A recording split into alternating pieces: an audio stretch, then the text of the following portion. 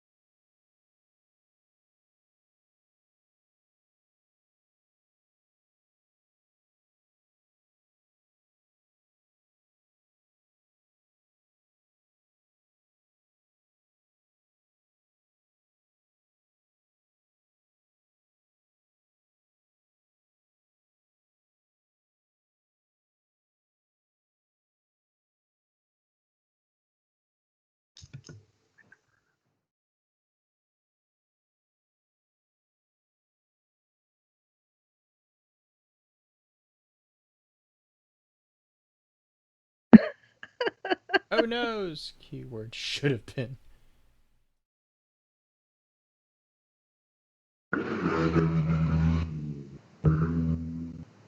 I hear something. Wow. It's not me. For some reason, I live in a neighborhood where every 30 seconds another motorcycle wants to go by. Oh, yeah. So I'm going to have to apologize now.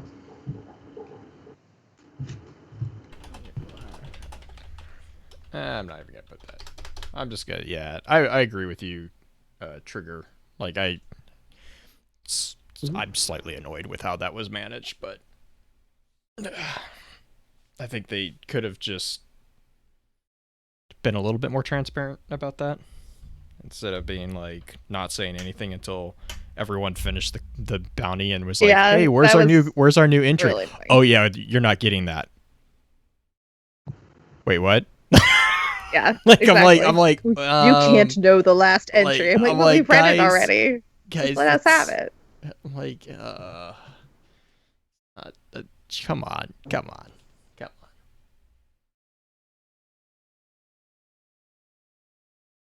Hi, everybody. Hey. Hello. Hi, Pem. I think everyone should hear us Hi, now. Viru. Audio should be working. Blade, hello. Zombies, hello. Yeah, I know, and like that's the thing is like I completely don't have a problem with it. My problem is that again, the only confirmation that we had for a long time was through like a buried message board. I was like, okay.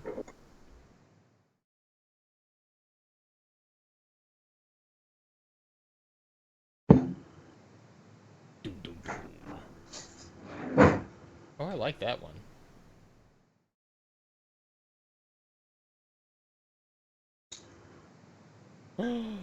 I forgot. I got a hyper mine and hyper cheese.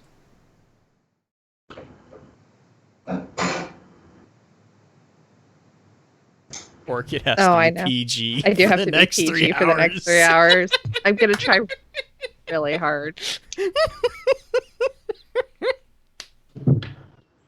I'm gonna watch the effing F out of my language, guys.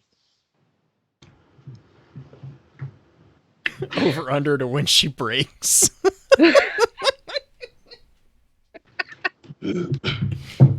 Thanks a lot. I appreciate it. I give her 45 minutes. It's very generous of you.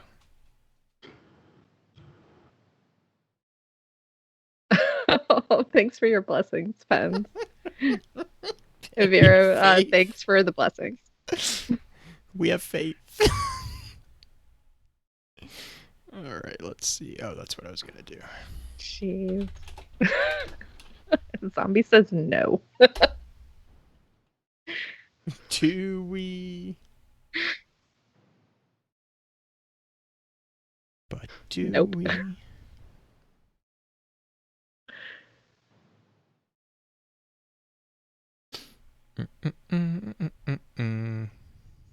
Pull that up.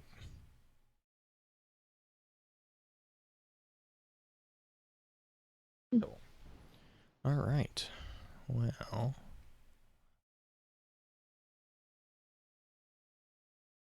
Totally not keeping you. All right, get the little cattle clicker. I told you I'd behave myself. You don't think I could do it? Got the look on your face.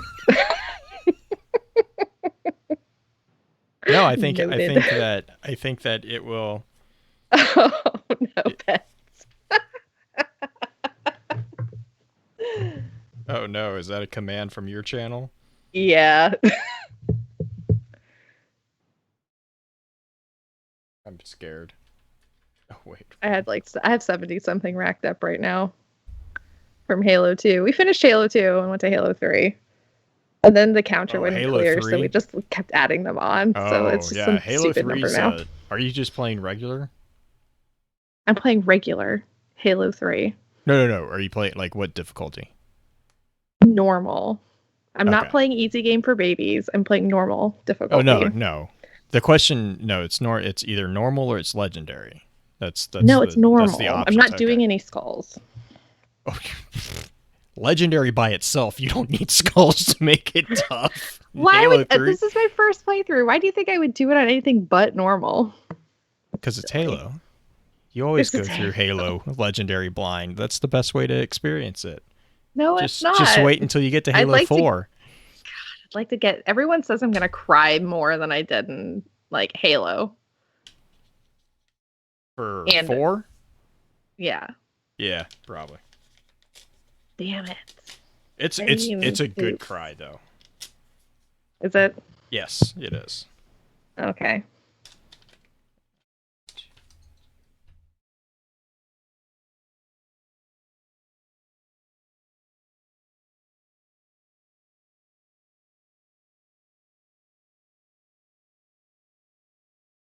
Oh yeah, guys, in stream, while I'm sitting here, I just saw that Loot Crate is doing. Not only is Loot Crate doing the Destiny like limited edition thing that they did with Halo, like I think the Legendary Crate was Halo. I can't remember what they're calling the Destiny one, but apparently this month's is also Destiny themed. There's a Destiny t-shirt in it, so I know a couple of you guys weren't going to jump on for the limited crate, but if you guys do want to get that one, I will put the link in here, but we'll get a kickback if you guys use the sponsor link for Focus Fire, which would be very appreciated.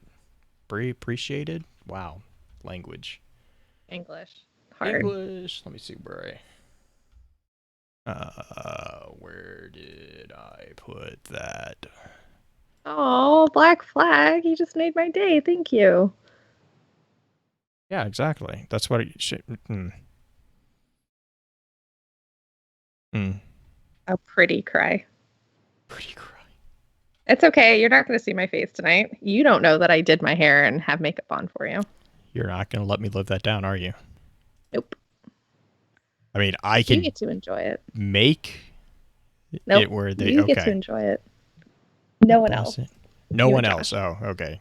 What about Josh? Josh just gets to enjoy it too. Josh has seen my dumb face before. That was the podcast that was never to be, which was my fault. Oh, you were there. You were just not there after we put it out. There was some like very masterful editing that went around that. I am curious and scared at the same time. We did. It was supposed to be episode 69. It ended up being episode 70. There is no episode Nice. 69. It will forever live in just like having never happened. We keep threatening a 69, but we have to do something special for it, because it's 69. We haven't figured it out yet. It'll happen.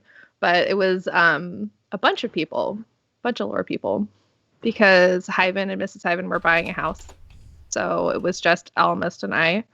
And there was absolutely no way that it was just going to be the two of us, because all we do is fight. So we invited all of our friends, and Josh was there, but Josh's audio didn't record because we did it in Discord. We didn't do it in Skype.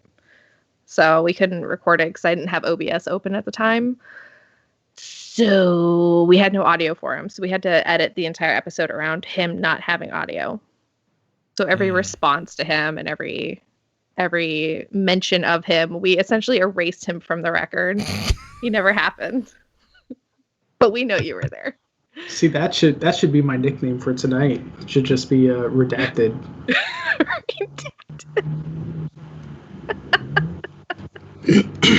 Hi, Screwball.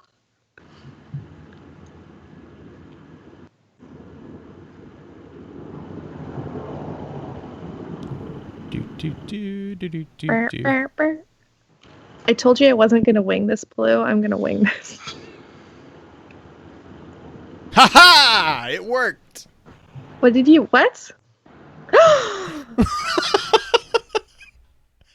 put my face on.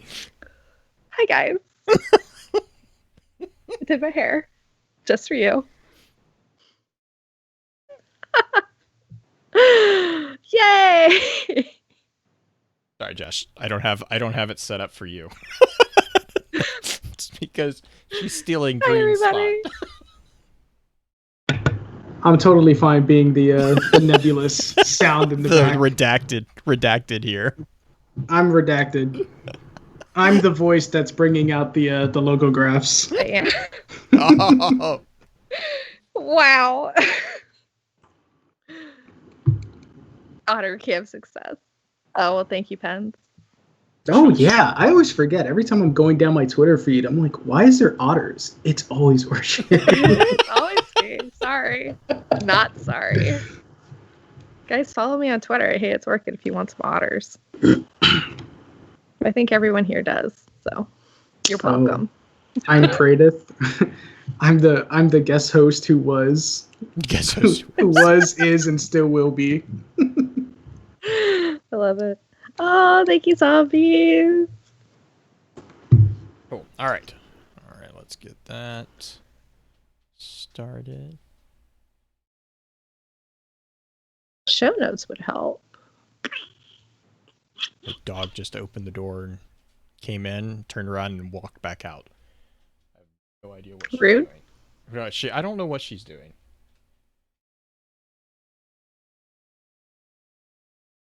Oh. You have water. Go upstairs. Okay. All right, cool. You're going to hang out here then. Whatever. All right. All right, you guys good to go? Yep. All right. Let me start this. Welcome to Focus Fire Chat, recorded live on September 11th, 2020, over on twitch.tv/FocusFireChat. As always, I want to give a big shout out to our live chat here with us tonight. Thank you so much for joining us once again. This week's episodes are going to be focused around exploring the lore book, The Singular Exegete. This particular episode will serve as what we have come to call the intro session of the week's exploration. Before we go any further, however, let's run through a quick introduction of who all we have with us on the show. As always, this is your host, Blue Crew 86, and Green is actually taking the week off again this week, and so we're going to jump right to our, actually we got two of them, guest co-hosts. We have our good friends Chatting Myth and Hey It's Orchid. Josh, how are you doing tonight? I'm doing pretty good. I had actually completely forgotten about the podcast until I saw the post earlier this week. And here's the reason why. Because last time I was on the show, we talked about Revelations. That was fun. That was long. That was fun. And then the week after, I set up with Green, like, hey, I'll be back later on in the year. And when we found out Beyond Light was supposed to come out in September, I messaged her and I was like, I lucked out. So this whole time I've been thinking, oh yeah, I'm not going to be back on Focus Fire Chat until Beyond Light comes out in November. So I'm happy to be here, but I was completely surprised. Gotcha. Orchid, how are you doing? I'm doing as well as can be expected. Yeah, you're on fire. I'm in the middle of forest fires, yeah. But no, I'm doing great. Thank you for everything. asking. Is everybody pretty safe where you are, or ish? I mean, safe is a real relative term, basic, I guess. Yeah. I am safe as in I am not in the fire, but my work is next to the fire. As in, like, you can see it on the roof of where I work. Yeah. It's but because there's a freeway between us and the fire, we're like, it won't get us, so it's fine. Because freeways, they're the best walls ever. No, where I live, I'm fine. It's just there's a lot of smoke and there's ash everywhere.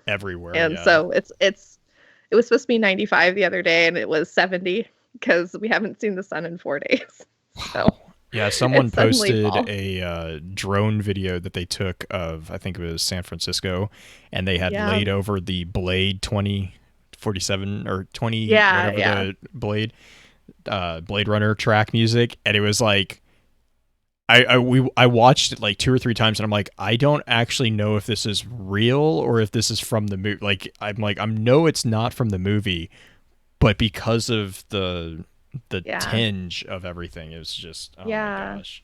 It was like that the first day here, and we were relatively far away from the fires, so it was okay. It was like walking outside on Mars, and so we congratulated each other in the lab. We're like, welcome to Mars, like we're the first humans here, whatever. I said I was looking for some Freezy Hive boys, but was that before or after you listened to Five Finger Death Punch? That was today. Their music is super cute. I've never listened to it before until today. Guys, heavy metal is super cute. That's accurate. I had such a vibe today. Like, I was just like, this is cute. And the guy's like, what are you listening to? I'm like, Five Finger Death Punch. Because that's the descriptor that totally goes with. You know what? A lot of people have argued that is not the descriptor to use, but I'm the one describing it. I think it's cute. Well, I know we've run through this a couple times with you, Josh, and Orchid. I think we tried to run through it one time with you, and completely that show didn't exist. So we'll just do these. We played Crucible instead. We did play Crucible, which was interesting. But real quick, Josh, where can we find you more outside the show? I know you're pretty active in our Discord, but what about Twitter or anything like that? So you can find me on Twitter at ChattingMyth. I've been lurking a lot in the Discords recently because life stuff. But Twitter's probably the quickest way to get to me. Awesome. What about you, Orchid? Where can we find you? You can find me on Twitter at Hey It's Orchid. You can find me on Twitch at Hey It's Orchid, and I stream like 4 or 5 days a week. So, if you follow her on Twitter, be warned, there will be otters. There will be so many otters. There will be otters. No apologies. Zero. Well, so like Orchid, just real quick, what? I mean, you're. For those who do not know you, which that shouldn't exist, but for those who don't know, you're part of the Guardians of Lore podcast. I am. So you do other stuff with game lore. So when did actually that start for you? When did you get to become?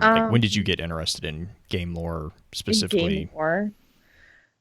So in D1, because they made game lore really hard to find, I was like, screw this, I'm not going to read it, I'm going home. I just wanted to do some pew pew shoots. So when D2 came out, I joined several different clans. The clan that I had on PlayStation, I moved to Xbox for D2, so didn't have any of the same friends that I played with. So I made all new friends. Eventually joined a clan with Elamist and Hyven, and Mrs. Hyven much later. But the three of us were talking about lore. The two of them were like, oh, we should probably, do a weekly talk for the Discord server of lore. And I was like, can you guys record that so I can listen to it at work? Because I'm not available when you guys want to talk about it. They're like, oh, okay. I'm like, yeah, can I download it like a podcast? Okay. So that happened. And then you became part of the podcast. I am the mother of the podcast, and then thusly joined the podcast in episode 50 for their kind of get to know the hosts 1 year kind of anniversary episode. And instead they're like surreptitiously put in a question like, why aren't you a part of the cast yet? And I'm like, because you didn't ask me. I don't know. What do you want me to say? So I kind of joined, and now I derail the conversation all the time. And I've made it a very lewd, uncoordinated podcast. So we're very we do proud. talk about we're lore very once proud in a of while. you. We're very proud Yeah, of you for that. Thank you. I try. Josh, real quick, I know you and I kind of chatted about this a little bit, but you have some exposure to like translation analysis of languages, I think would be safe to say. so yeah. Okay, I'm gonna take what- that compliment. Yeah, no, I mean like it's kind of one of the things that we know. But what about like what makes this particular like aspect within this lore book, because it is kind of an in-game translation process. Is that something that, how accurately did they portray, do you think, like the musings of Eris on her connection? Because we'll get into logographic communication, which is its own nightmare in of itself. But like how is, I don't even know what I'm asking. I'll be honest. I don't really know how to answer that because this lore book really, it seems like we're reading two different things. So like, I mean, there's sort of there's the frame narrative, which is we're getting these messages and Eris is interpreting them as best as she can interpret them. And then we have Eris's story, which I guess is, the B plot to that. But I mean, I don't know. Interpretation's hard. One of the lore books that I love for this reason, I think it's Awoken of the Reef, where Riven has Riven speaking, but a lot of what he's saying, they're bracketed words when you read them. And basically Riven is reinterpreting that word and giving it to us in a way where, she's controlling the narrative. And that's really interesting. And it, I mean, like you said, for those who don't know, like I studied ancient Greek, I studied ancient Latin in college. That was part of my bachelor's. And interpretation's hard. Like interpretation in Latin really kind of sucks because Latin has a very limited vocabulary, and there's one a word reason can mean, that it's the saying goes, "It's all Greek to me."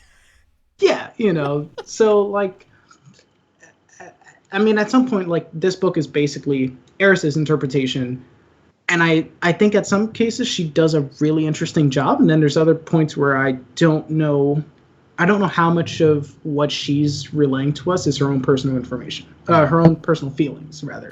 Yeah, and I know we'll probably get into that, especially when we talk a little bit about logographics, because logographics are a very interesting phenomenon, I guess would be the best term for them. Because, I mean, especially for those of us who are predominantly English speakers, it's a it turns everything that we are used to when it comes to written language kind of on its head. It's really kind of interesting to kind of get around that, or to kind of think about it that way. But before we jump into that real quick, and this is, I'm going to jump back over to Orchid. What's your class that you primarily play? I'm a warlock with a titan on the inside. I'm a warlock that tries to punch everything. If I could shoulder charge as a warlock, I would. So you're a fan of Fellwinter? Yes, very much so. I'm really jelly of Fellwinter because if I could wear his stupid helmet, I want to be able to shoulder charge people. It's the one thing I want. Chat's simplifying it. She's a titan. Yeah, she's a titan. I'm a titan on the inside. I'm a warlock on the outside. So a paladin. Like a weird Oreo cookie. Okay. The good stuff is on the inside. Josh, what about you, Josh? Shut up. I'm being good. I mean, for me, I'm a hunter through and through. I mean, look, Correct answer. I very much ascribe to what Tefty Tef says when he's playing his classes. You know, the hunters for business, titans for fun.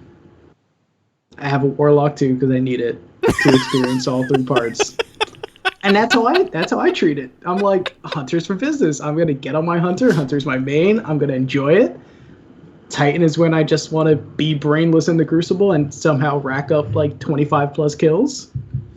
And then I have my warlock that I have to keep up to date. Chad says that it sounds like you're describing a mullet.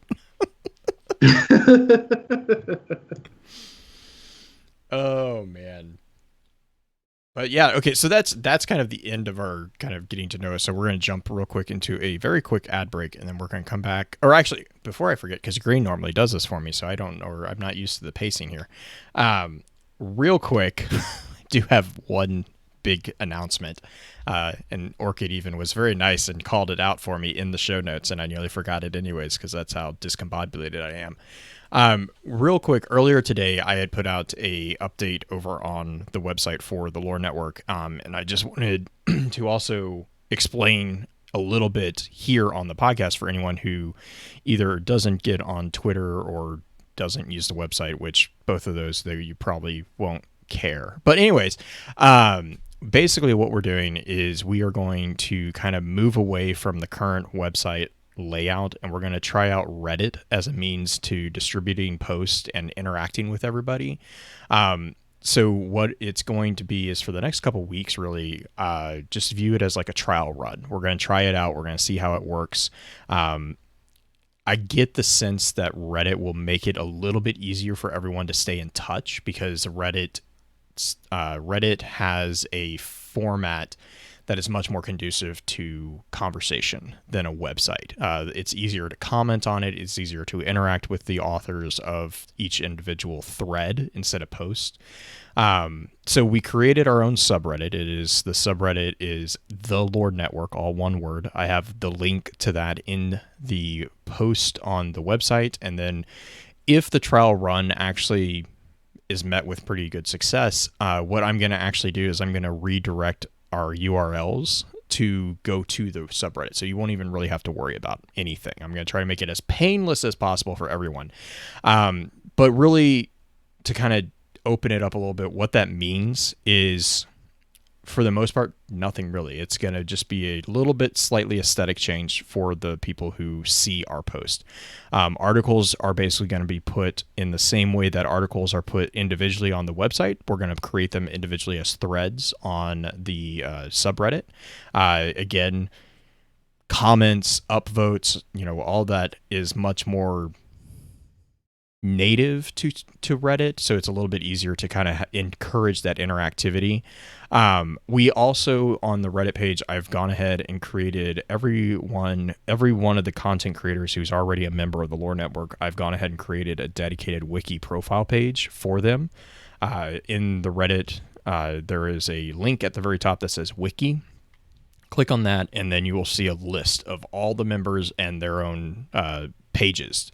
As we get kind of more used to that format, I've already kind of put a word out to the member content creators, as if they have special links like sponsor links, specific team member links for social media, because like Green and I have our own Twitter accounts as well as Focus Fire. So on our wiki page, I've gone ahead and I've linked all the unique stuff, so it's all in the same place. It's all in one place. The other nice thing is about the wiki is eventually that's actually going to allow for a much more streamlined build out of things like the Destiny Dialogue project that I was trying to figure out, because the wiki is just really, it's pretty bare bones as far as a wiki goes, but it's actually really easy to customize the layout and linking of those different pages to each other. So it's really just going to hopefully encourage the build out of that. But as with everything else, please feel free to message myself or Green or just the general group box at focusfirechat@gmail.com. If you have any questions, concerns, comments, whatever, we're always happy to hear the feedback of that. But yeah, that's the special announcement. So let's jump into an ad break real quick, and then we'll be right back. And I'm actually going to take a second.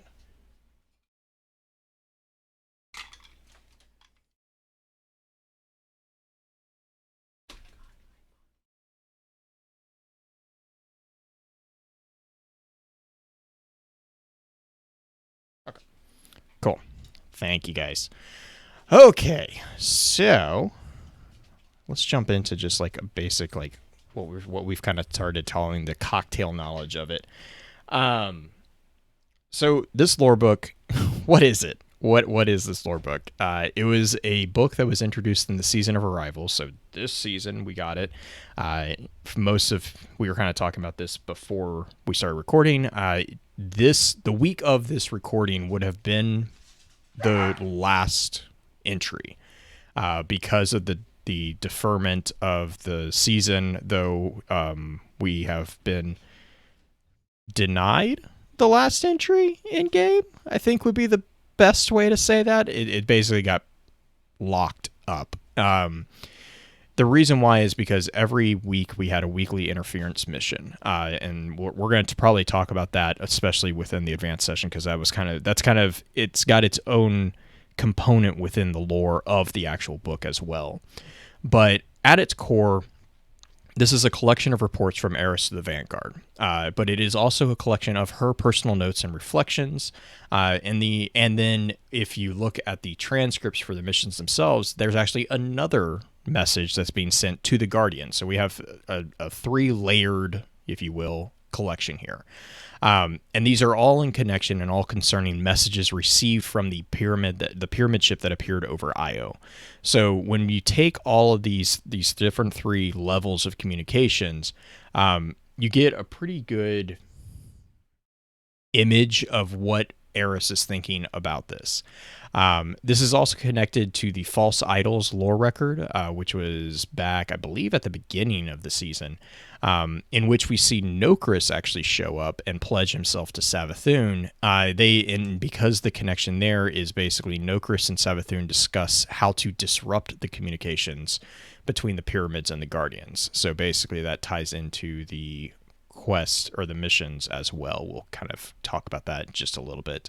As far as like the entries composition, Josh, I know you had mentioned this a little bit already, but there's basically 3 major layers. There's the VanNet encrypted routers reports, and that's the one that goes basically directly to Zavala. These are the messages to the Vanguard. This is the bop, bop, bop, bullet point list, very professional of what. I find that funny because there's one week that she actually declines to send a message to the Vanguard, and it's very interesting.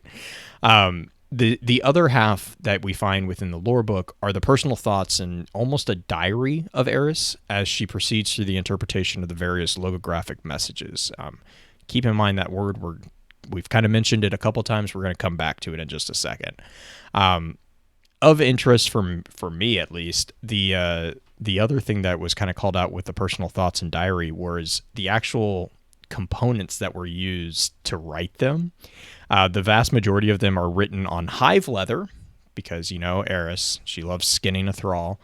And it was inscribed with either a shard of Ionian stone or a knife. But the very fun one was the knotted Codex of Hive Guts,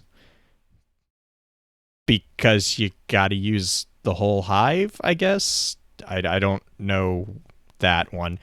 And then the last one was a shard of quartz that she actually inscribed on with a surgical stylus, which was interesting to me because it was just simply everything else was like you could actually kind of put it in a book, and then quartz and hive guts. I can't imagine what that book looks like. That's a kind of an interesting thing. So and then finally, like we had mentioned, or I mentioned earlier, the expressed opinions to the Guardians, which is the very short blurb that you have from Eris at the completion of the interference mission. So I mentioned the word logographic. We've kind of tossed that around a little bit, and I'm going to actually turn it over to Josh to kind of explain to us logographic. What's that term? What does that term mean? Well, thanks to our handy dandy show notes. So logographic, from the Greek logos and graphos. Grapso. To write. I draw. I write. Yeah. Okay. So a logogram in a written language is a written character that represents a word or a morpheme. And the first thing I thought of was the Cairo, which that's other than like Chinese characters or Japanese characters. And I have a friend who's gonna get mad at me if I get this wrong. In kanji, I don't remember if it's kanji or katakana. But it's basically a character that represents a word, like a word, an idea. So like the Cairo. Yeah. Okay. Thank you, Oregon. You're welcome. I'm a weeb, so I know these things. Okay. Cool. So like the Cairo is basically the symbol for Christ. It is literally a Greek chi interfused with a Greek rho. To continue, so in English, as written language, uses a phonologic writing, which is basically the words are written as they sound, right? Mm-hmm. Yeah. Symbols correspond to sounds, and then we smush them together to create words or the morphemes. So that's the basic contrast between logographic and phonologic writing script. Yeah. And so like the thing and the reason why this is a kind of a big deal is because Eris actually calls this out in one of the earlier entries, because logographic communication is much more metaphorical. It's something that there's a lot of. It's very, very dependent on the context clues that are around the communication. Whereas with like a phonologic writing, if you put the word, I mean, like there's a few words that they can be used multiple places, or at least phonetically they sound similar, like here and here. If you hear something with your ears, you're not necessarily here, as in location. It sounds the same, but when you look at the writing, it's actually spelled differently. That's not the case. English is really good at just completely screwing up the rules of everything. It doesn't follow its own rules, and it's really fun for those who, Anyways, for the most part, a phonological communication is able to kind of transcend context and kind of be, in a way, more specific, whereas a logographic communication... Chat, English has rules? No, it doesn't. There are no rules. In a logographic communication, you guys were talking about kanji. The one that always stands out to me when you talk about kanji is like the word for house is literally a little picture of a house. Like it's just like, there's things that you have to understand the culture and the context in which that particular almost a hieroglyph character was created in order for you to fully translate it, which is why it's interesting in here because it's Eris, who is a human, or not but human. She's from humanity. I don't take that to me that she is human. I'm not making a comment on that. But she is from humanity's culture, and she is trying to translate something that is extremely alien. It's not just like, we kind of talked about this last week with the Vex, but it's like, it's not like she's trying to translate the Hive runes. Like, Hive runes are slightly logographic as well, but there's a culture that is similar enough to humanity that we can kind of bridge that context difference. Whereas with this one, you know, because it's literally from the darkness itself, we have no grounds in which to base a lot of our translations of it. And so when Eris calls out the fact that it is a logographic communication and it is very metaphorical, it's also pointing out the fact that even Eris is realizing that she is not infallible in her translations, which is actually really refreshing to read, that the character is being pretty upfront about, hey, here's my bias. Don't take everything I say worth, 100%. Orchid, did I miss anything? No, I think, except that I would say she's, ancient human. You're right. Now, Okay. Now Hive, I nope, can't say that on this podcast. So I was just thinking about this. Not that I'm trying to sidetrack this early. It's too early to do this. The fallen houses, I know those are sigils, and yet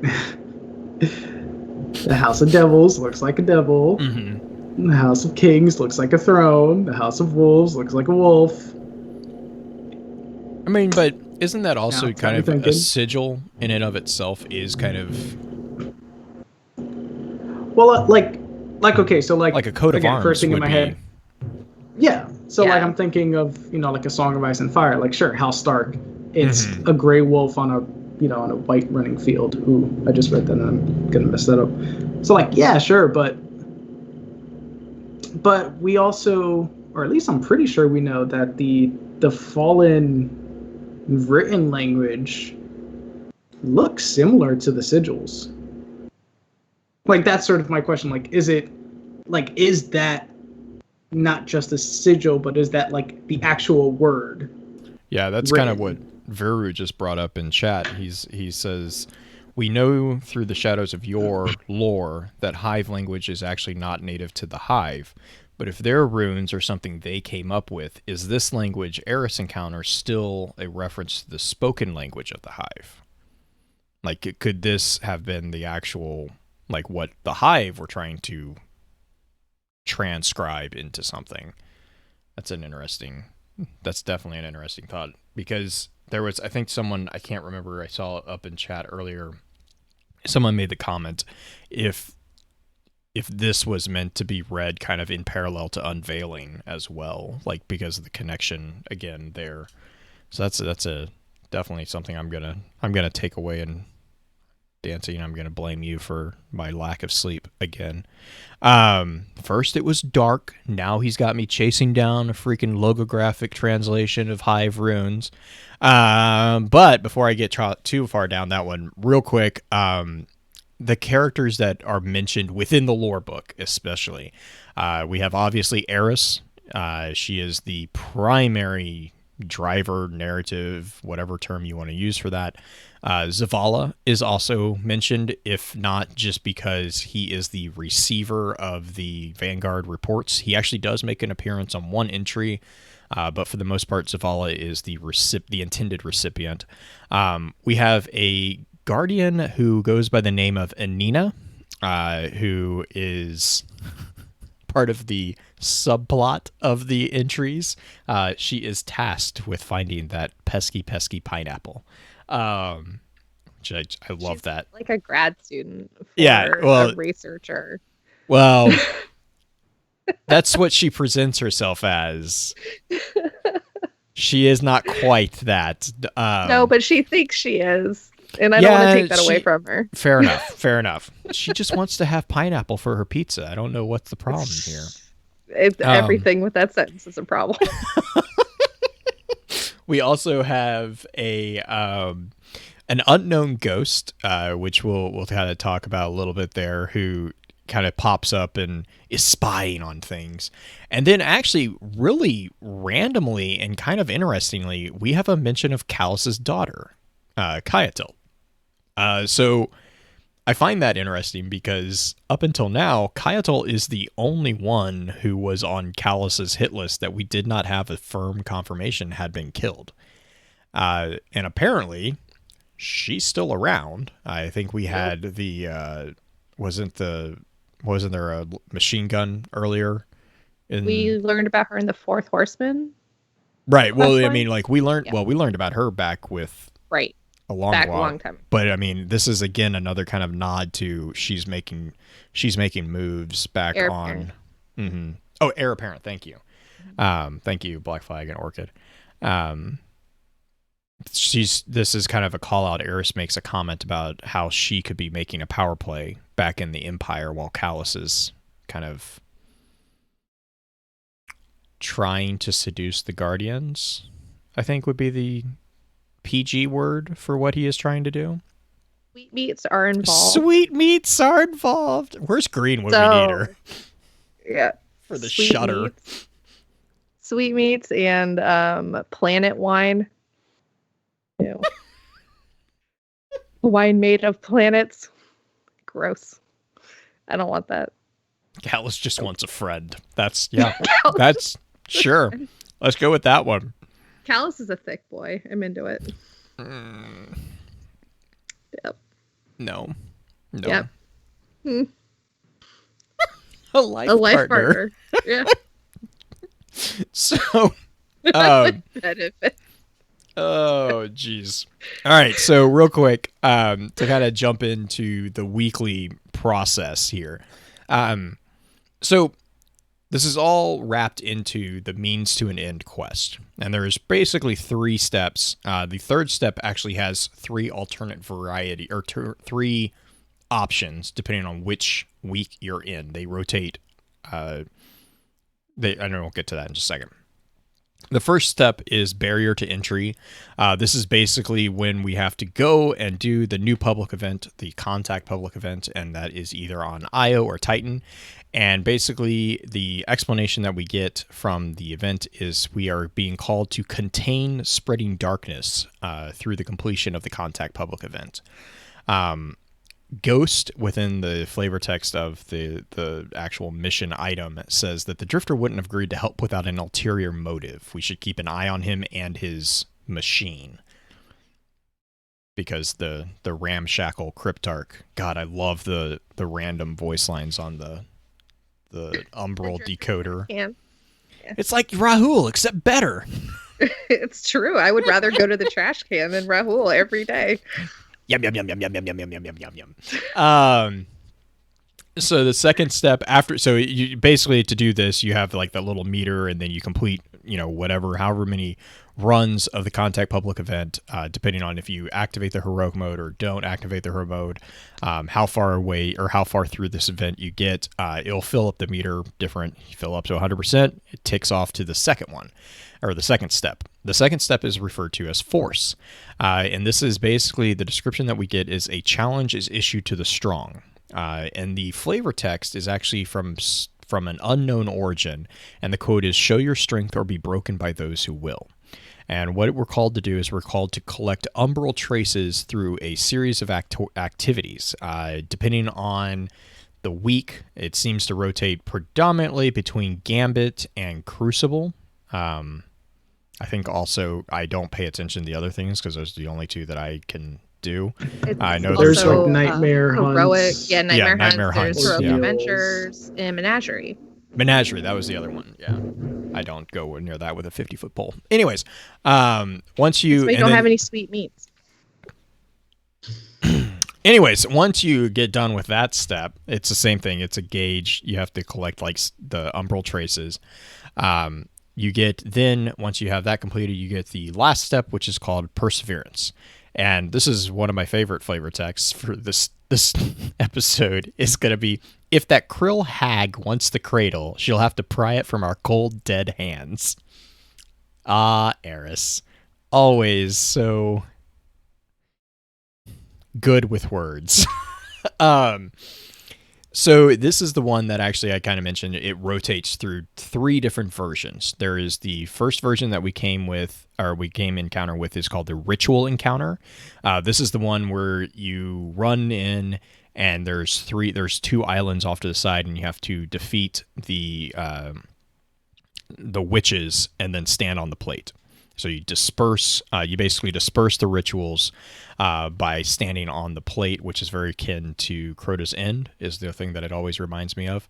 And then once you disperse all 3 rituals, it opens up a gate, and then you are confronted with a giant shrieker ball, which is Savathun's Witness. And so you kill that thing, and then it kills you because it always kills you right after you kill it, and then you jump through your portal and you get your lore entry.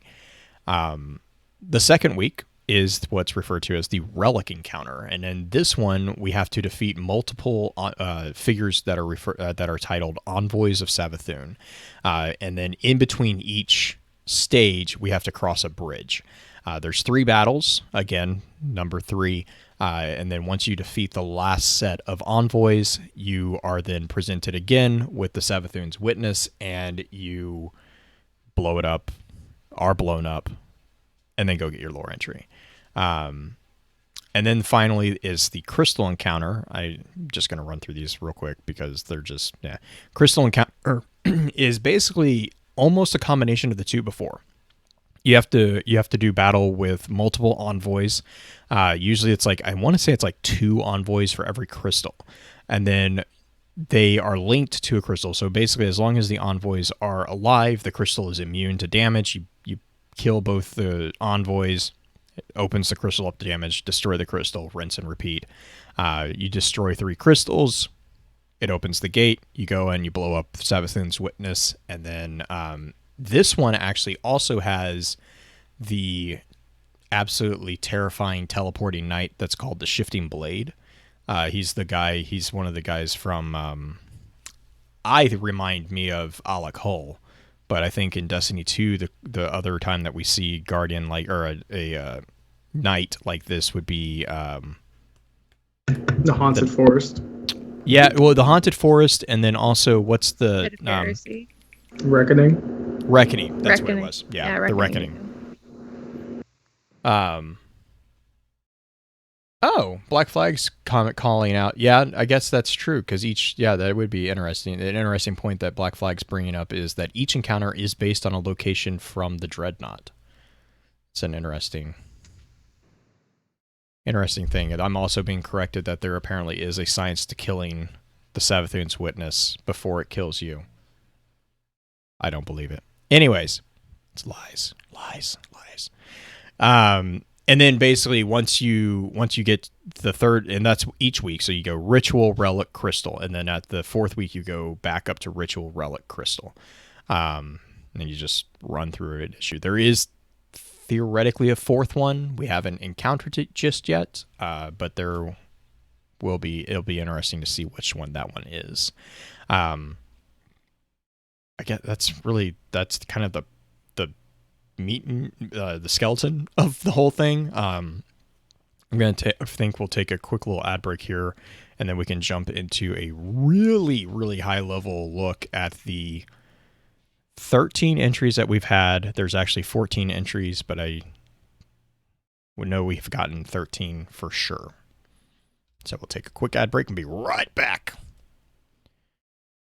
Okay. Josh, do either of you want to dive into these entrees? Gosh, man, wow. I'm hungry, apparently. My brain. Yeah. I heard Chuck checking in the other room, so I was gonna go check on that really quickly. You mean Chuckina? Yeah. Give me like 30 seconds. I need to Okay. go see if Chuck is like infiltrating my house. You can laugh all you want. Okay, so real quick, let me pull up these entries for chat here. All right, so I don't know why. For some reason, you said crow hag, and I read crow haggis, and I'm like, I'm so glad I'm not the only one. Is that like a new like dessert thing that Eva Levante? And then I was like, oh, this is gonna go back to Green's. Eva Levante is Savathun. The other funny thing is, comment. you say haggis, and one of the ways that she writes is through the Codex Guts of Hive. Knotted Codex of Hive Guts. Krill haggis. There you go. There you go, guys. That's my contribution. I'll be on here all night. Yeah, Doom, the fourth entry, yeah, the supplicant.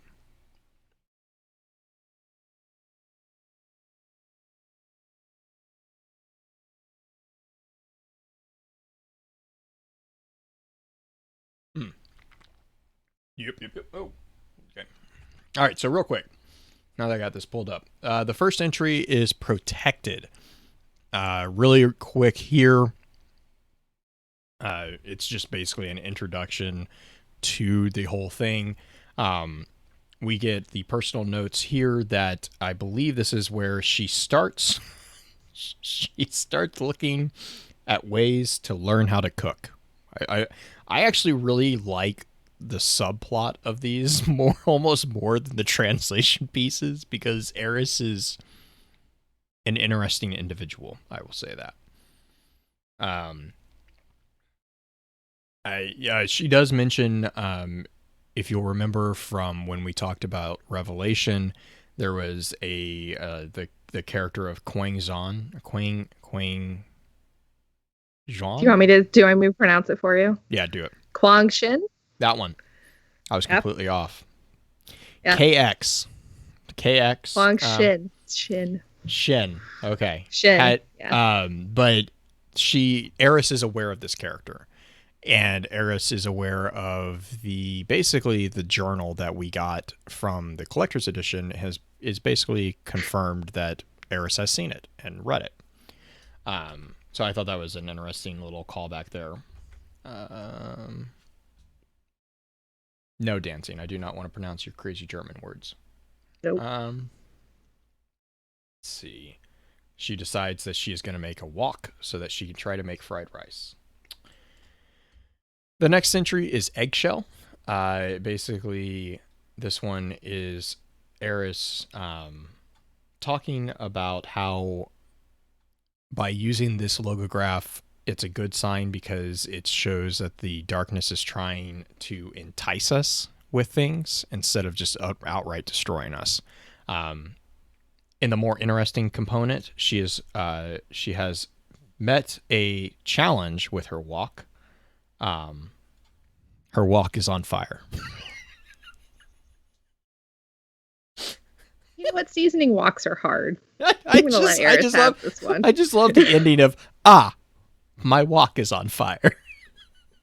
Like, seriously, like her struggles trying to make fried freaking rice for the entirety of this lore book is my favorite thing about this lore book. The best part is this just reminds me of like a Monty Python thing, because it really does. She's scribing this on hive leather, and it's like you could just the cave of where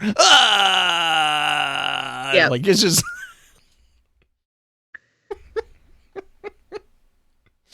oh.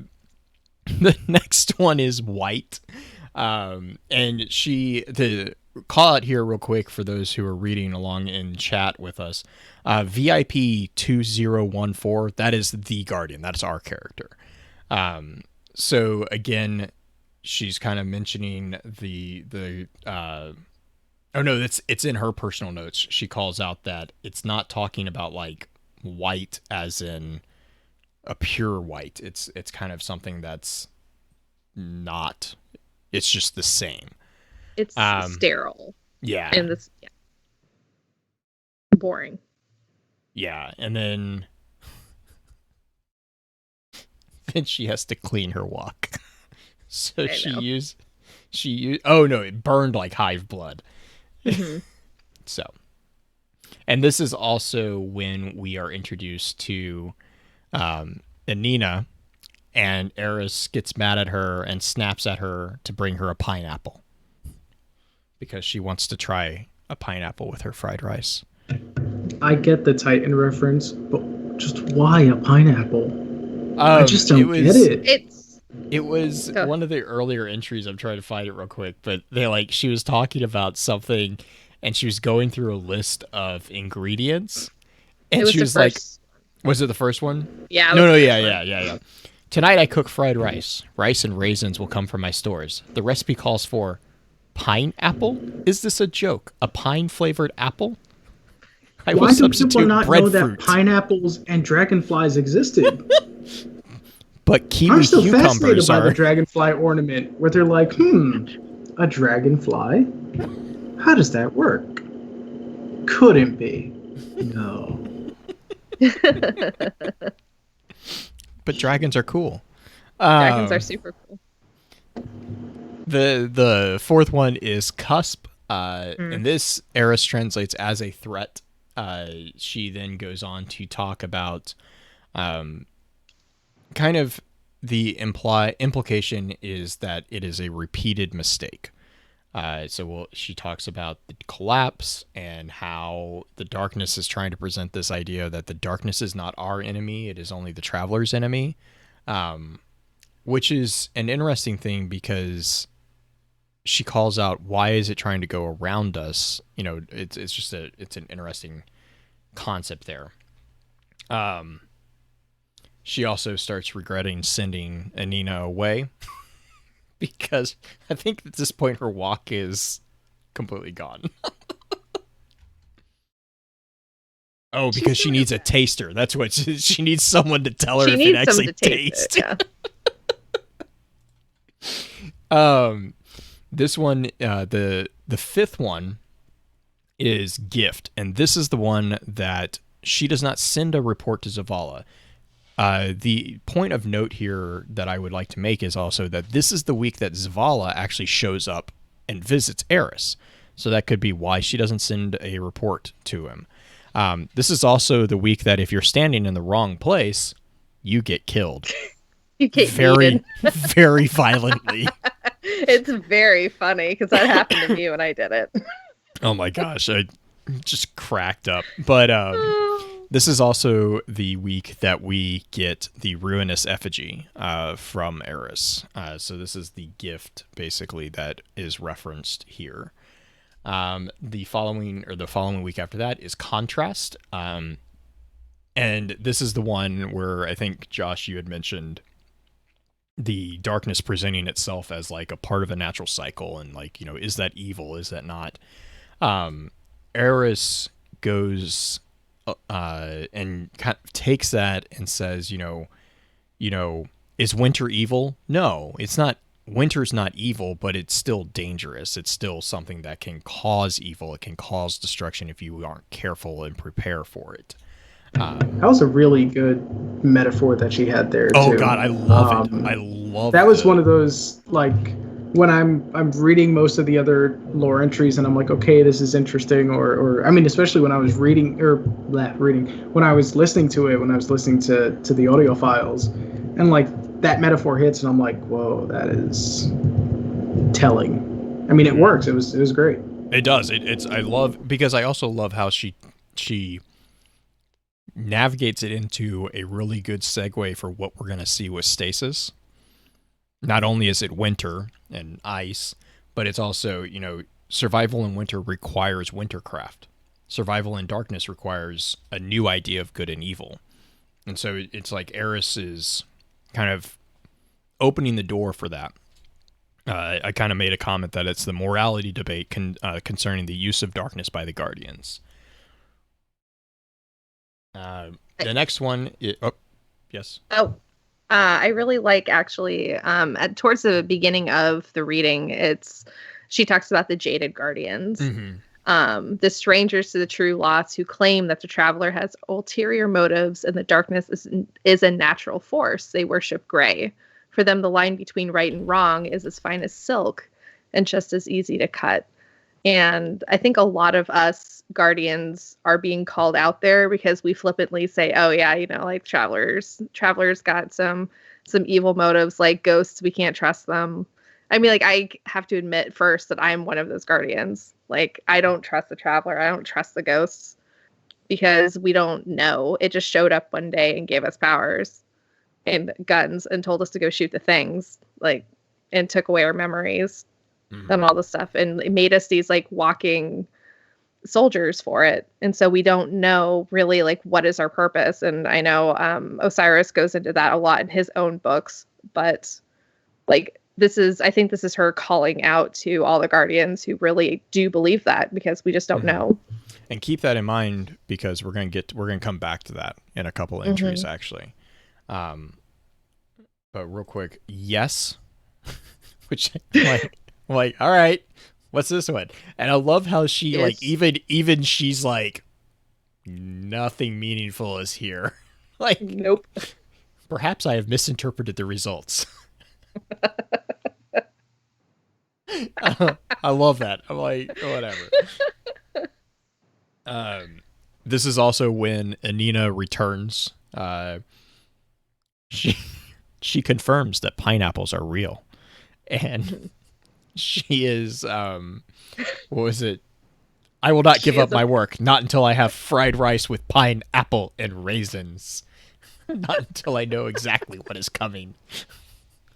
Obviously winter, right? I love how she gets the pineapple in an arcology garden on Titan. Yep. And then Eris expounds into she is a power, this guardian. Because she has found the pineapple. Clearly, Eris never found that scannable right above that little ceiling arrow. Whereas somebody is also like, pineapples. Pineapples. Our ghosts are like pineapples? Like what? Pineapples. What are these pineapples and how do I grow them?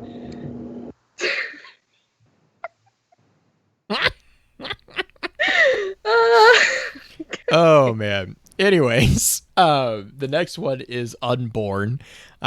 This one is basically a connection to the Books of Sorrow, to the shadows of your lore, unveil fragments.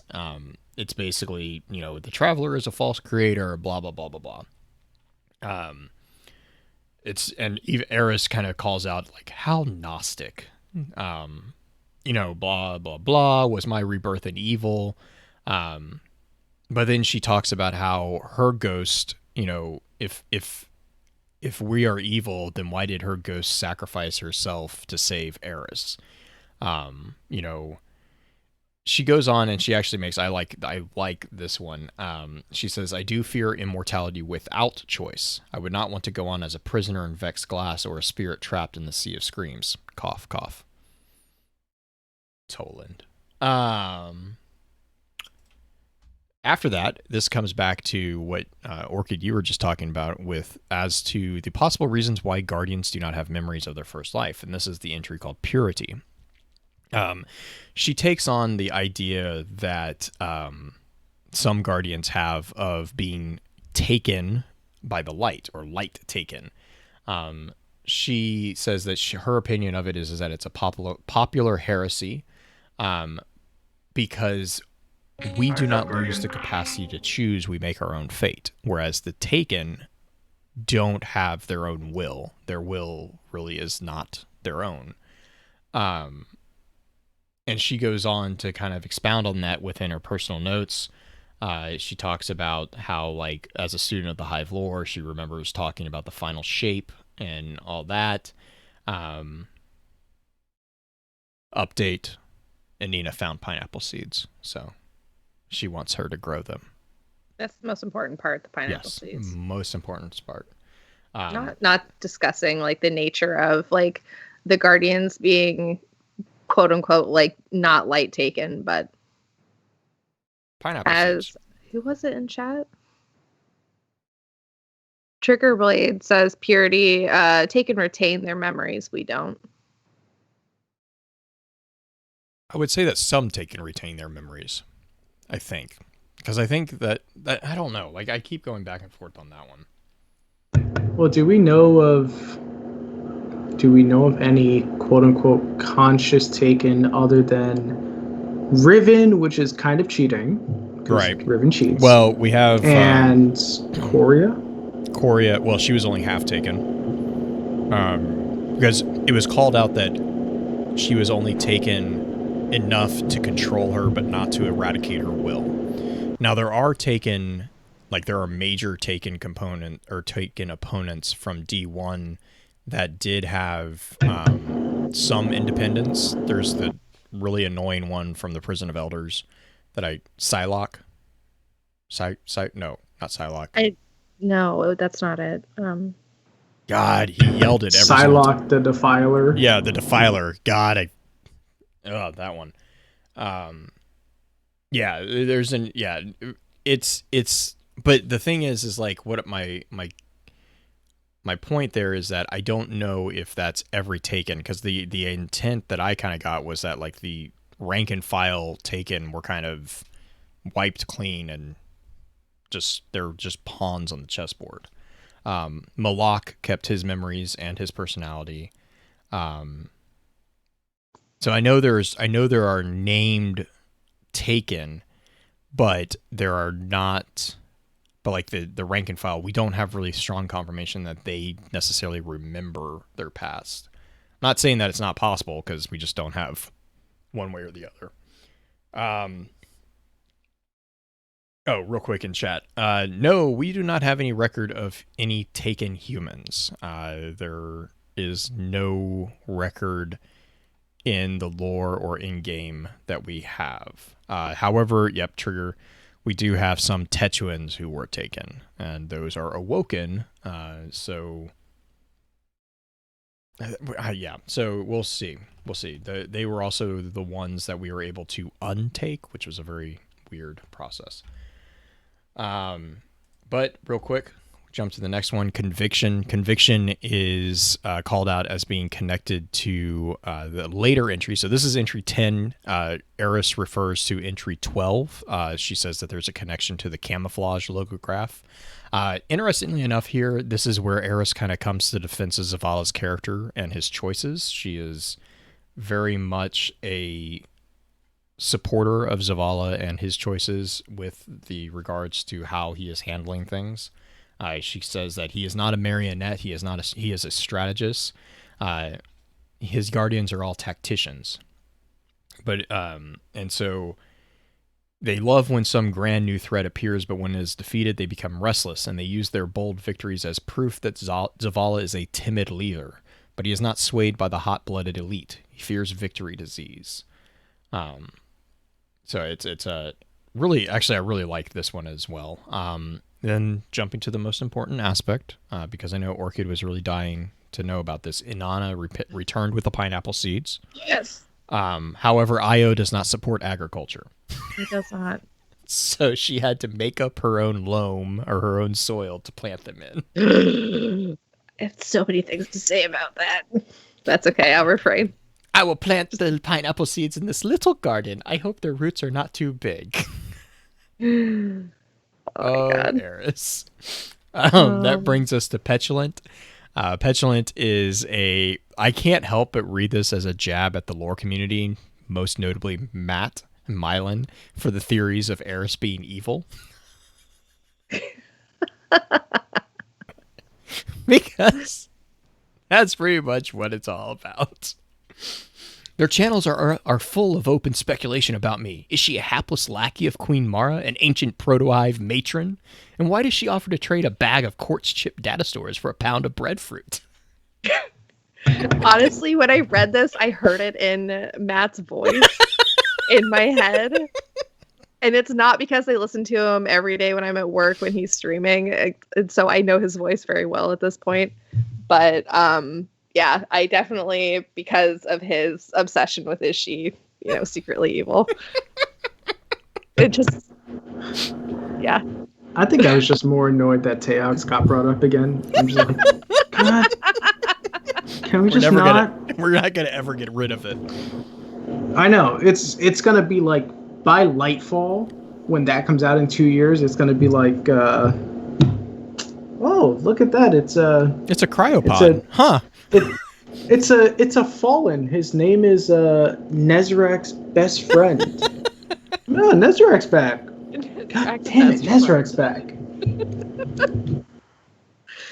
If that's not on a cryopod, I'm gonna be really disappointed.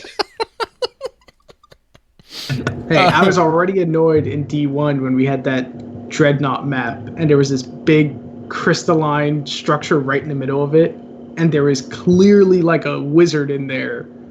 And I'm like, is that Teox? No.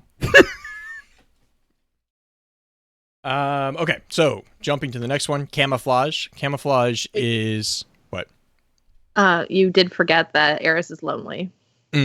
Yes. That's pretty important. Because everyone thinks she's evil and crazy for trading for breadfruit. Mm-hmm. Camouflage is actually when Eris kind of starts going off into the deep end a little bit with the paranoia. She begins suspecting betrayals. This is also when she catches the little ghost, I think. Or no. She already caught the ghost. This is when she starts beginning to suspect Anina as being someone who is spying on her. Because she starts asking, she wonders if the ghost is actually Anina's. In other news, the pineapples have already blossomed. They delight her because they're little purple thistles.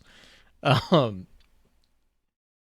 brings us to falling. This is another kind of comment from Eris about another threat of imminent disaster. She says, "You declared a new golden age and our enemy declares a second collapse." She finds that alarming that because they imply that it's already in motion. She calls out that she should reach out to Osiris and Ikora, or even Mara, or even, I love this, I should conjure wretched Tolan from the Sea of Screams and wring the truth from him. But would I be believed? There goes old Eris, they will say, howling about fingertips and revenge again. She is lonely, so she prophesizes doom. So she's feeling the pressure, but then also kind of thinking that people will ignore her. And then finally the contact entry, which would have been this one. This is the 14th entry. This is the one that was going to be this week. She calls out that we are in an arms race. Basically the enemies are turning to the darkness, the Cabal and the Fallen. This is where she mentions Callus and his daughter. She says the remaining Cabal will either join Callus's death cult or seek his daughter Kyautl. And the Fallen, we have driven them to the edge of survival, turned them against each other. And so, yeah, she says, by pushing them from the light, we have groomed more supplicants for the darkness. She also confronts Anina, and she finds out that Anina is basically one of the new Dredgens, and she is trying to learn the ways of the darkness to get ahead in Gambit. Dun, dun, dun. And she wants to pick up those moats after killing Guardians on the other side. Mm-hmm. She also starts worrying that her pineapples are poisonous. And she is no longer hungry.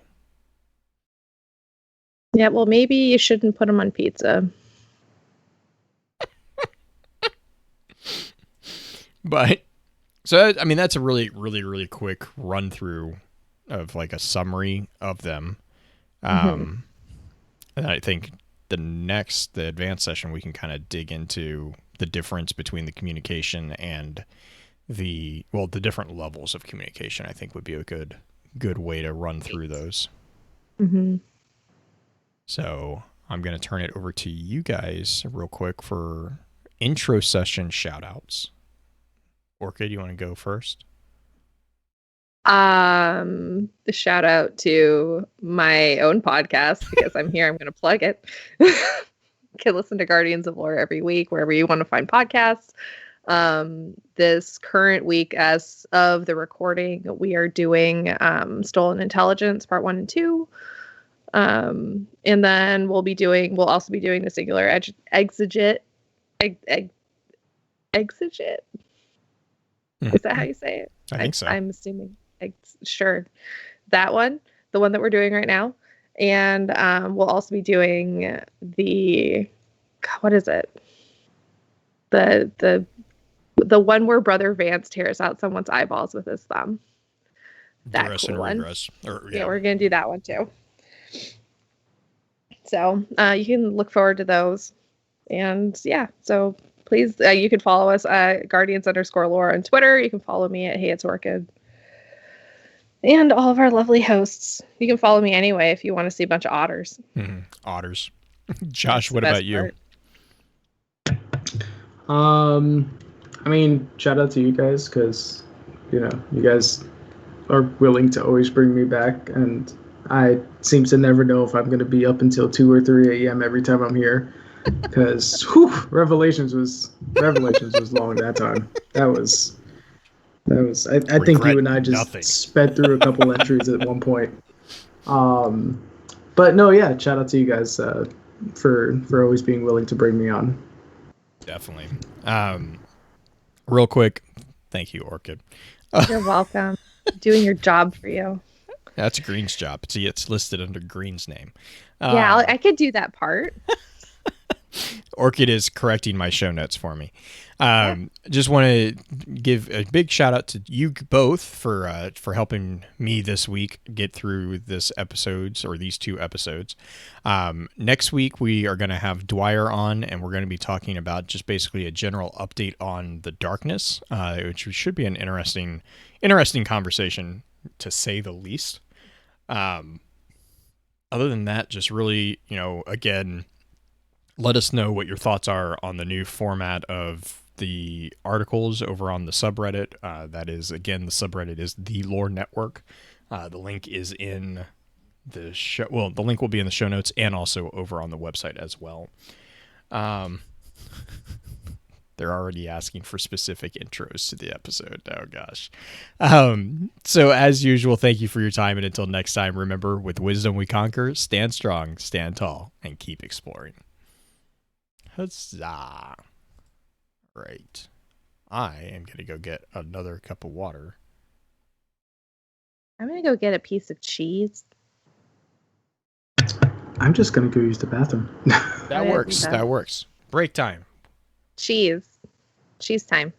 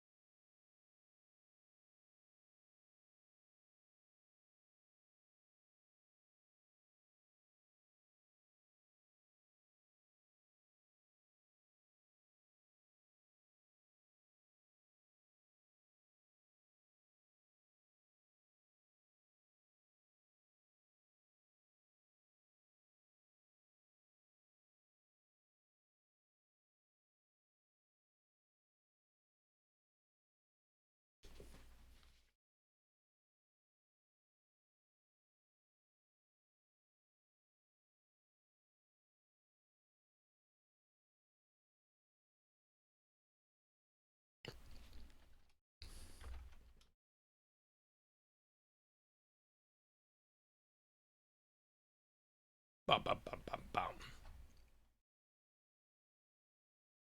My house smells like a campfire.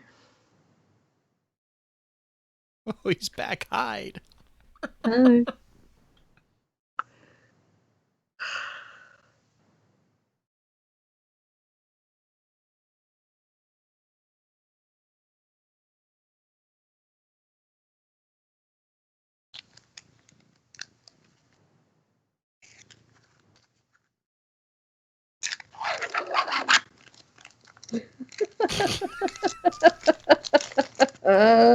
Wow, wow, wow, wow, wow, wow, wow. Turn my camera back on if you want. You're like, I don't want to. I think the dimensions changed. Oh, well then don't. Let's see.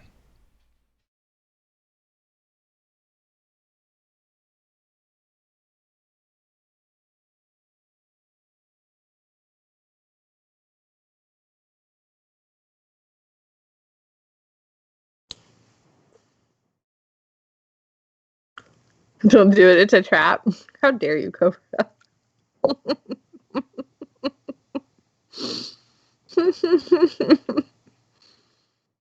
Hang on. I gotta go take care of something real quick. I'll be right back.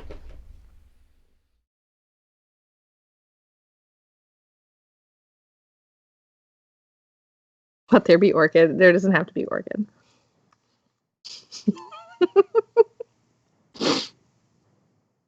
Trigger. Do it. It's a trap. Lol. Why is it always a trap, guys? Ooh, trap. Guys, let's do it. Ooh, for orchid. We're gonna talk about the 12 war. Oh, look, it's my face. Hi, guys. Watch me eat cheese. Yeah, string cheese. Hello.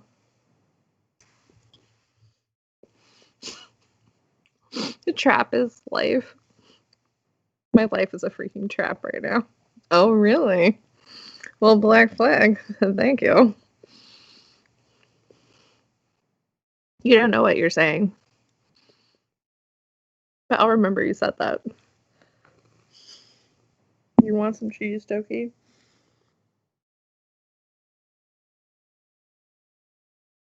You found an amazing cheese at the store, Cobra. Tell me everything about this cheese you found at the store.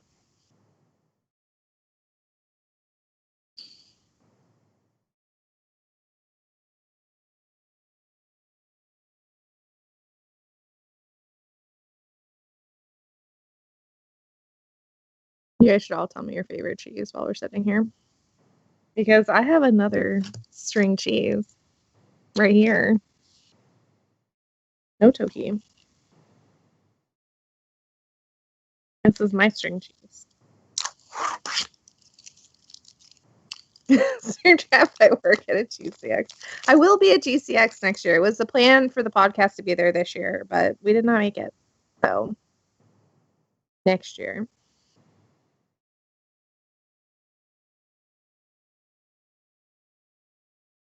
Mozzarella cheese mixed with marinara and pepperoni. Isn't that just pizza but without the bread part?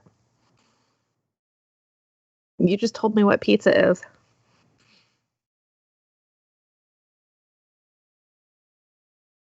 I mean, it sounds good.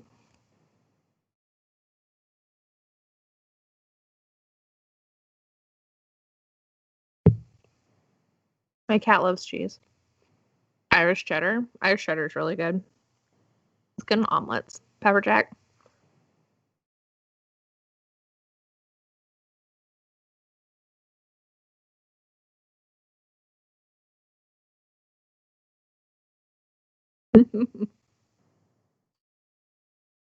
No, Toki, I already gave you cheese. This is my cheese now. This is literally my dinner. We're going to ignore the fact that I had dinner before we started. Go to the kitty thighs.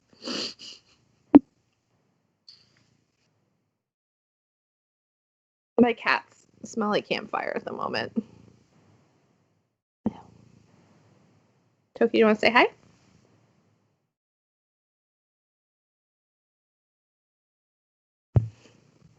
Pre-dinner. Yeah.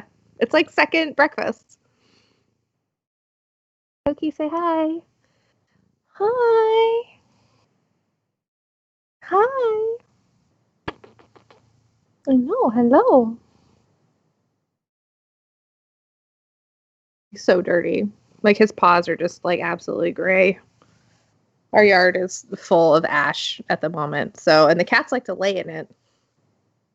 So,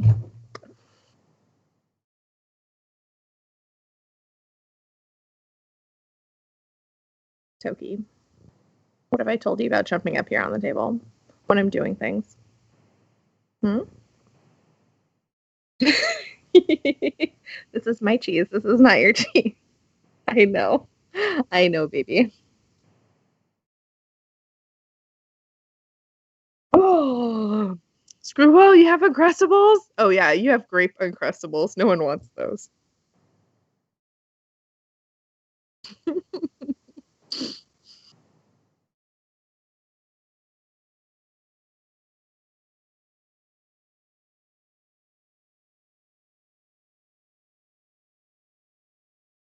Can you guys see Pickle in the background? Pickle? Sort of. I know, Toki. I know. I know. Yeah, it is blurry. I blurred it on purpose because my house is a mess. But Pickle is back there, I promise you. He's been sleeping on the back of the couch lately. Screwball.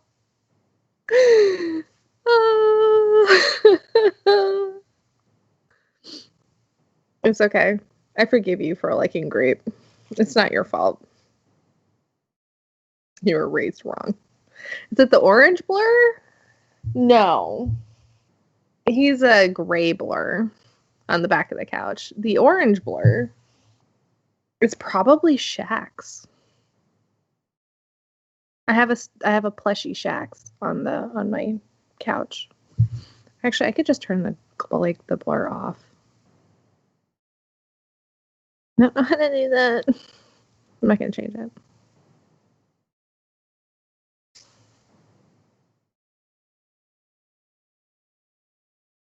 Do any of you guys have the plushie Shax from the Bungee store?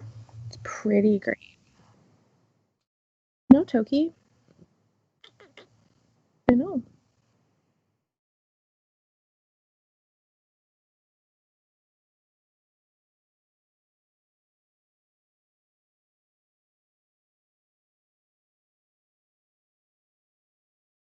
You want to come back on my lap? Hmm? Come on.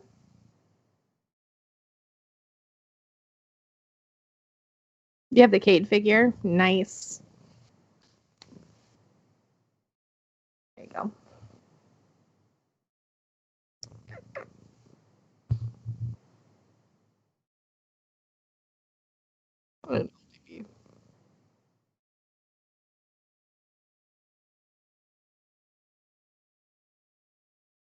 Toki just wants to hang out, guys. He just wants to be a part of it.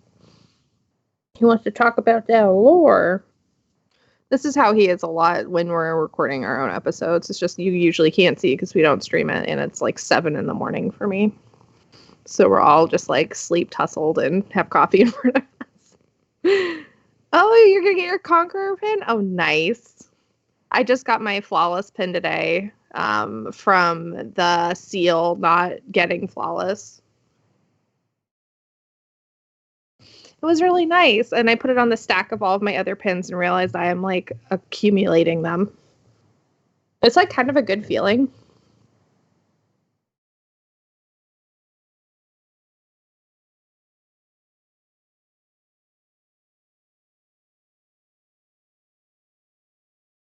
Have you guys gotten your Moments of Triumph shirt this year?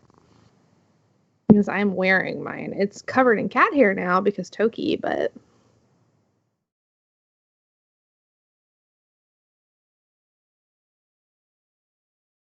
Hi, baby. I know.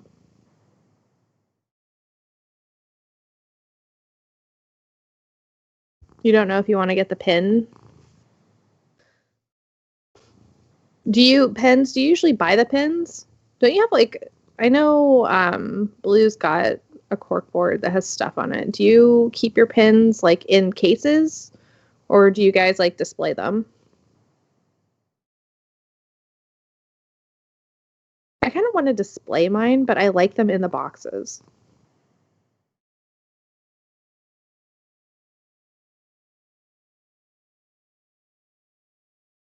Oh, you got the almighty pin. Nice. Yeah, that's the problem. I don't have anywhere either. Erica and I are gonna straighten up my office in the back so we can both use it. You just got the email? Oh, nice. You pin them to your bag? Are you afraid you're gonna lose them? Are they actually pretty secure when you pin them to something? I'm hoping to get one of those like metals display cases and I can like put my pins in there so I can actually see them because that'd be really nice. But I really like the cases and like the little note that Benji includes with them. Like those are really special. Hi. Oh.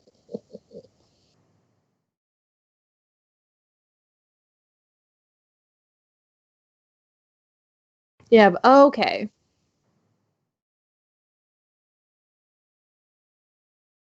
That's really cool. Screwball, you'll have to take a picture of that for me because I want to see it. They are secure. That's good. That's good, huh, Toki?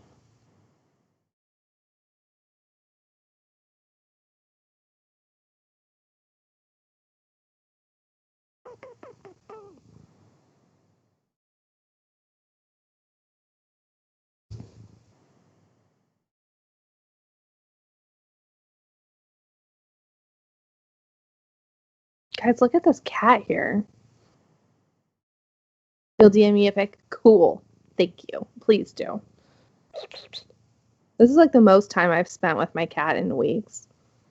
Because he's just been an outside cat for so much. And now, like, with the fire, he, like, refuses to come inside half the time. And this week is, like, the first week I've seen him back inside, like, willingly. Because I think he doesn't want to breathe the foul air either. I looked at like the particulate thing in our area and it was like 515 and it broke the scale. It's like we can't record any past this number and I'm like, oh, cool, I'm breathing that. Neat.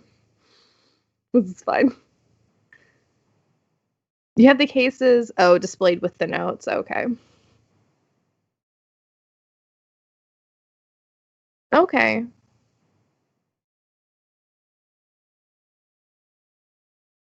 Yeah. Even with masks, like you're still breathing it, you have to have like an actual respirator, which I have one from work. I have a full face respirator because I have to be able to get like full chort bleach samples and I work with a lot of concentrated acids, so I actually have a face mask. But I can't just wear my work one all the time. So I have been wearing what I can, but there's only so much you can do. I mean, it gets in your eyes. You open your eyes when you walk outside and your eyes just like start to cry and just are bright red. Yeah, I use it. I use it for like work related things. I haven't been using it lately. When it comes to that, I actually do wear all of my PPE because I don't want to like burn my face off. Um, in related news, I dripped nitric acid on my leg the other week. It was like I pulled a pipette down and still had some in the tip, and it just like concentrated nitric acid like right on my leg. I didn't notice for like 5 minutes until it was just burning so badly. I'm like, what is on my leg? And I looked down, I'm like, oh no. I had to like wash it off. But the damage was completely and utterly done. And now there's just like this trench in my leg because the skin is just like so burned. So there's just like this 1.5 inch just crevasse. Huh, Toki? It's really ugly. I know. I didn't know I was going to get it on my leg.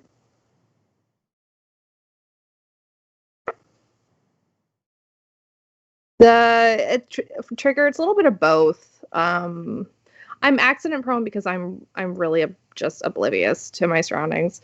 The smoke, the first day that we had the fires, the sky was orange because it was like the kind of particulates that were in the sky, and there's a lot of like volatile organic carbons, and there were a lot of like aerosols that were in the sky. So it like the light refraction did turn an orange, and there was just like a lot of ash, and it was awful. But now the sky's kind of it's like a French gray fog, kind of. It's like the best way I can describe it. It's like a warm gray.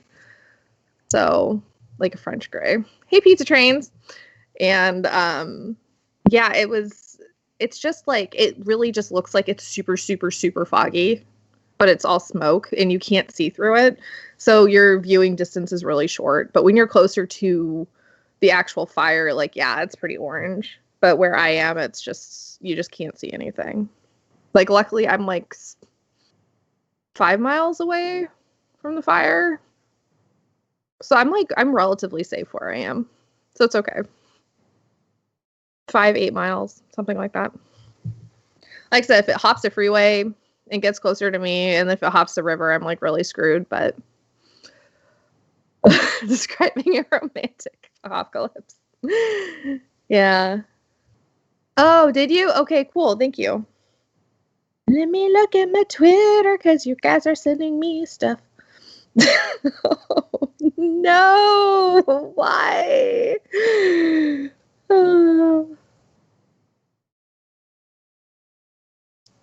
Oh, those are so cool.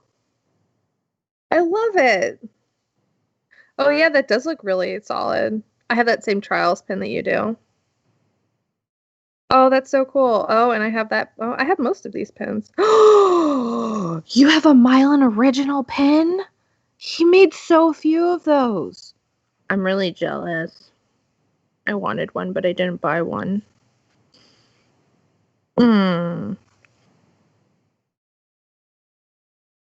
That's really cool. I love getting pictures. Oh, and Screwball sending me stuff. This is how you do Twitch, is I look at my phone and you guys don't get to see what I'm looking at. Oh, that's really cool also. We're talking about pins, Blue. I gotta turn off the stream. So I will get in touch with you guys later and try to reschedule for the advanced session.